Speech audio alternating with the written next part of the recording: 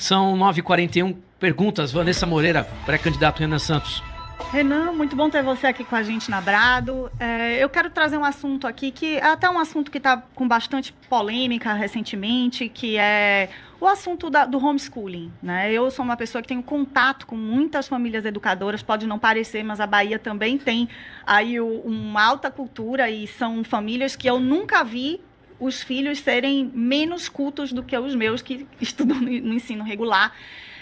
Isso foi, inclusive, uma promessa na época do Bolsonaro, então ele conseguiu angariar essas pessoas que têm muitos filhos, famílias numerosas de 8, 7, 4 filhos, enfim, muitos filhos, e que educam seus filhos em casa com maestria. Crianças que leem mais de 30 livros por ano, enfim.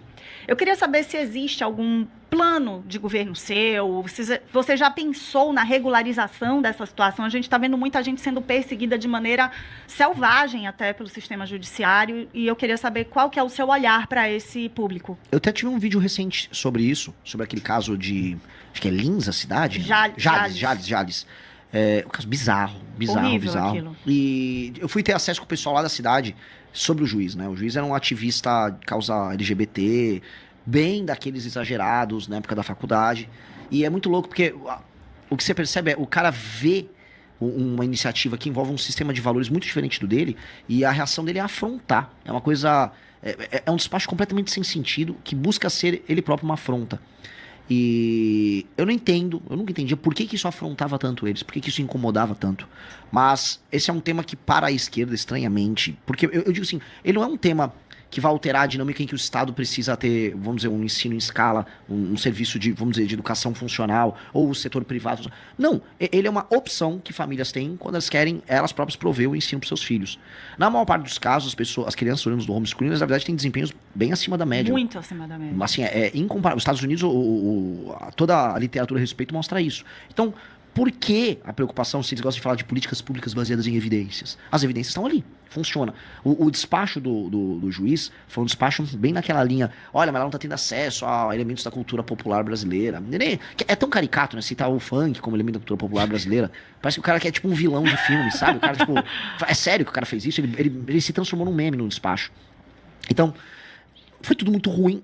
E isso gerou, vamos dizer, uma discussão boa dentro da nossa própria base, porque a gente sempre foi favorável ao homeschooling, mas nunca foi uma pauta central. Aí alguém falou assim, Renan, você já falou várias vezes, eu tive um quase homeschooling, porque eu tinha uma família de classe média, minha mãe pôde se dedicar, eu ia pra escola normal, mas eu voltava da escola, minha mãe ficava tomando, vai lá, né?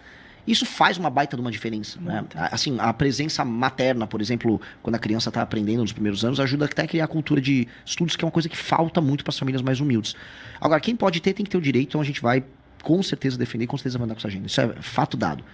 E não é nem pela lacração, porque tem muita gente que fala, eu vou andar porque vai irritar a esquerda. Não. Cara, é bom, é funcional.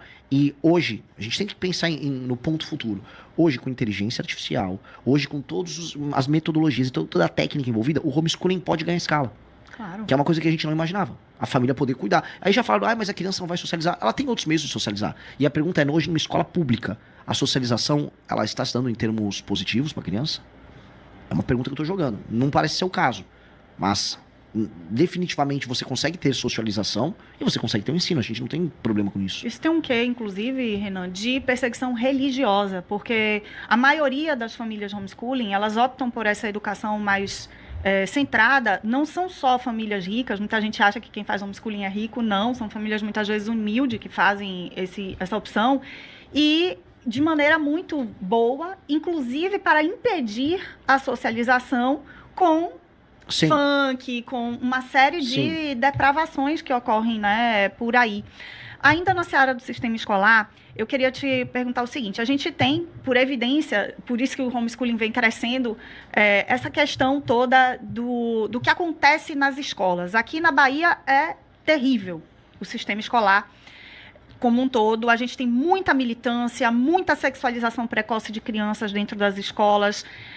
Infraestrutura é o que a maioria dos políticos trazem como resultado. Construir escola em tal lugar, vamos botar tablet, isso não resolve. Zero. Vocês têm algum programa de reformar, digamos assim, né, os professores, alguma coisa feita nessa seara da educação, como até um programa para os professores mesmos de tirar essa militância, porque eles falam muito em doutrinação religiosa praticada pelas famílias, que é uma opção. É óbvio que a gente tem que ter o direito, né, de doutrinar o nosso filho, mas eles doutrinam para a perversão, às vezes, muitas vezes sem sentir. Eu não estou aqui culpando o professor, ele passa por uma formação de 4, 5 anos ali na faculdade, aprendendo que o certo é aquilo.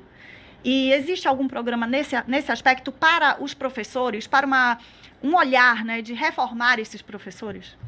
A situação do professor, quando eu coloco o cenário atual, né, a gente pegou uma série de entrevistas. O professor Paulo Cruz até comenta muito isso com a gente. Houve uma série de entrevistas, se não me engano, na Secretaria de Educação de São Paulo, de Goiás, fizeram. Você tem o professor hoje que está altamente estressado porque foi tirado qualquer elemento de punição. Um bom professor, começando por ele, que está tentando basicamente ministrar a aula dele, ele não tem instrumentos para, por exemplo, punir um aluno que não está se comportando, ele não consegue disciplinar esse aluno e ele não consegue tocar o programa. Hoje, agora, isso eu venho falando muito, eu já arrumei uma briga, que agora tem partido do autista querendo me processar. É real, assim, é muito bizarro. E aí, hoje, você tem agora a mistura do aluno típico atípico, com o professor sem ter um treinamento. Então, aí o professor está estressado, sem autoridade, ninguém tem compromisso com meta de desempenho. Então você tem, vamos dizer, o aluno finge que está estudando e o professor finge que está dando aula. Acho que para além da doutrinação, você tem hoje um abandono total e completo. Você tem as crianças hoje com métodos alternativos ao método fônico que chegam aos 12, 13 anos não alfabetizadas. E acho que esse é um fato que a gente tem que entender. Chegou aos 12, 13 anos não alfabetizado, você vai ter que ter um programa de alfabetização depois para as pessoas, porque elas não conseguiram criar, vamos dizer, uma cultura de ler e escrever que a torne fluente na própria língua. E esse é o nível que a gente está. Eu tô colocando esse problemão, porque quando a gente vai falar, por exemplo, da ideologização por exemplo, a gente está falando dos 14, 15, 16 anos. E aí a gente está falando de um aluno que está absolutamente despreparado, ou assim, desprotegido para sequer debater opiniões que sejam trazidas pelos professores. E aí a gente está falando ali de um professor, aí sim, o professor do ensino médio, que aí ele vai trazer as discussões contemporâneas tô fazendo bem, né, quase um eufemismo, discussões contemporâneas, né? Mas assim, ele vai trazer aqueles debates que, com o novo ensino médio, aumentou a capacidade dele de fazer o que ele chama de doutrinação. Porque hoje você tem um elemento subjetivo que você inventa as matérias. Sim. Vocês estão acompanhando isso? Com certeza. Assim, o cara inventa. Vou dar agora... Gente, vamos combinar uma aula de felicidade? Sério, tem aula de mundo contemporâneo. E aí eles falam de qualquer coisa no mundo contemporâneo. E ali, boa parte desse trabalho político se dá nesses termos. Eu acho que o novo ensino médio fracassou, e fracassou muito. E foi um projeto que foi apoiado em grande medida até por nós, mas eu pelo menos falei, isso aqui é uma iniciativa boa. Foi um fracasso. E não é só no ensino público, tá? Aqui em Salvador tem um colégio que custa mais de R$5.000 por mês e tem uma aula que é uma aula de ensino contemporâneo de redes sociais. O que ensina ali? Qual é a trend do momento? Qual é o melhor influenciador?